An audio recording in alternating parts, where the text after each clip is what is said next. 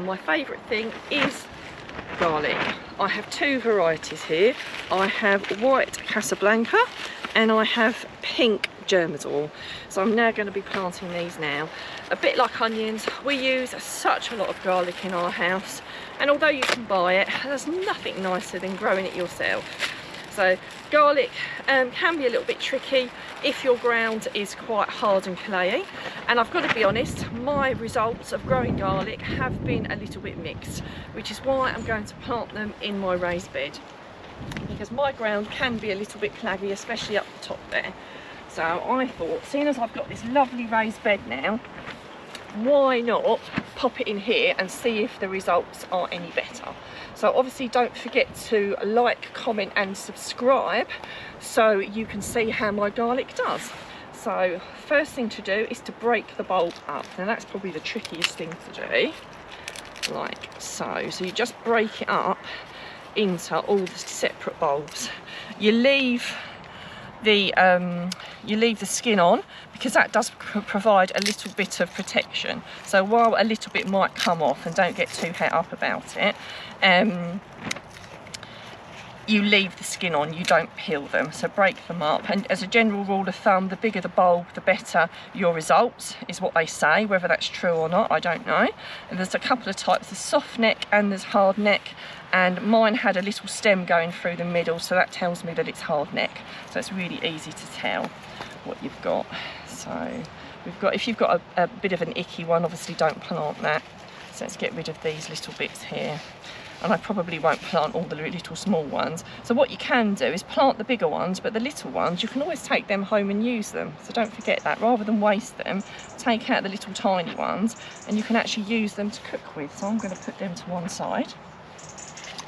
So I'm going to put as many as I can in here, but a little bit like with garlic, I don't want to overcrowd them because they don't like to be overcrowded because they're more likely to get disease. And we don't want that, basically. Who wants disease on their crops? So let's break another one up. Again, it's another hard neck variety. Unlike a lot of vegetables, garlic actually really likes cold weather. It helps the bulbs form. So cold weather for garlic is actually quite essential, and some people that live in warmer climates actually put their bulbs in the fridge before they go to plant them, so they trick them that they've been in the cold, not in the freezer, just in the fridge. I don't need to do that in this part of the country because we will probably have a nice cold winter, so I don't have to stress myself about that, but I know some people in some countries that's what they have to do.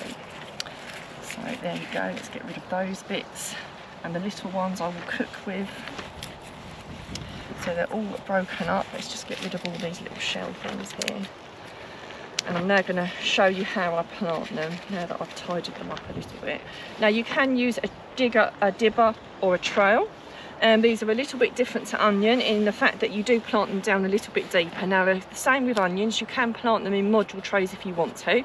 So if you think you've got particularly claggy soil, you can again start them off in module trays and then plant them out. They're in here, this is very well drained, so I can either use a dibber or I can use a trowel. So what I've done, because I realised I was going to confuse myself, I've just laid them out so I know where I'm going to plant them, and I advise you to do exactly the same so your spacing's about right. I never think my spacing's brilliant, by the way, if you're checking and you're measuring, but roughly about 20 centimetres apart.